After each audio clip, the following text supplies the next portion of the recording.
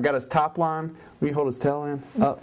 Got his top line set in. This is level, and this isn't finished yet, but I'm getting the shape. So this is level. Now I want to create this nice angulation here.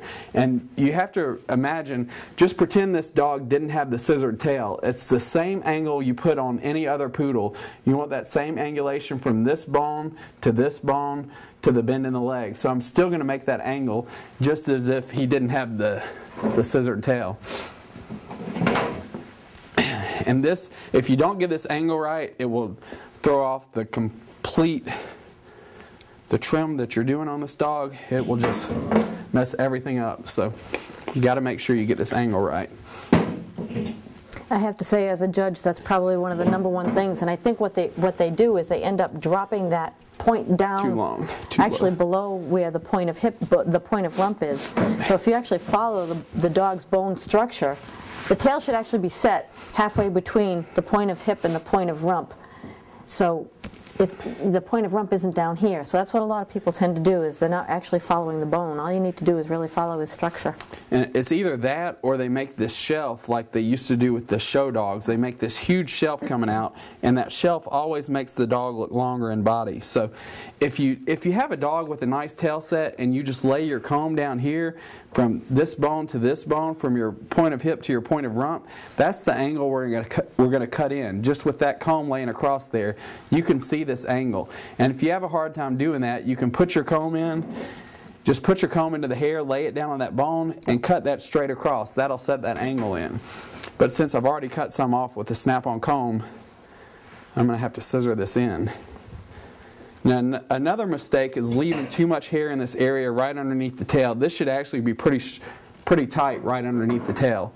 So I'm going to go ahead and take this off before I set in my angle. And take that in nice and tight.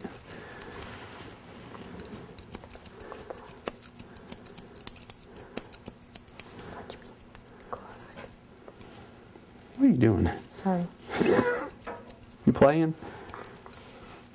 Okay, so I've tightened that angle up here. So now I'm going to take my straight shears and I'm going to follow the angle that we just talked about. Make this nice and crisp. And basically, stop. Basically, when I set this angle in, I'm going to follow this right around the edge of the dog's leg, and this is going to set in my length of the hips. Do you want them lowered again so you don't have to lift your arm so high?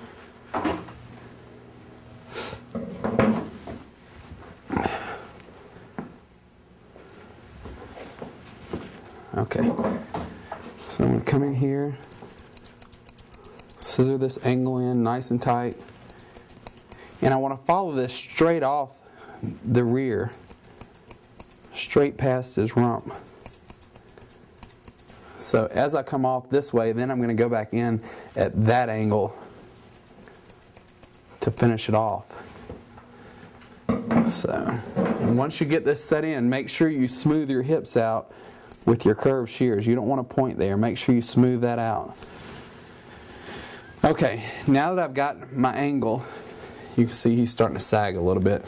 But you have to pretend this tail's not here. If I take my hand and put my hand over this tail, you can see this angle I've set in. And on a black dog, when you look at this dog from a distance, that just looks so amazing. It does. I just love it.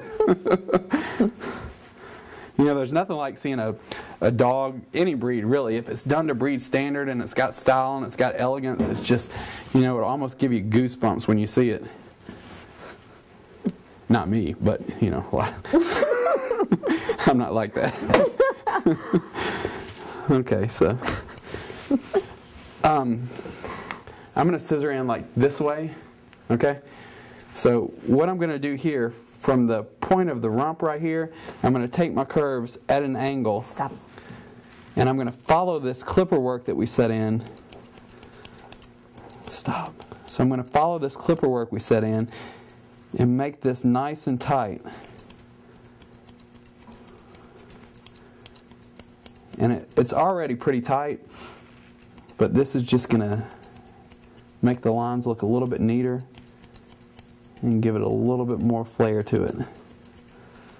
So So, and as I do this, I'm going to work my way around this dog's leg, right around the side of the dog's leg. So just taking off some of this bulk.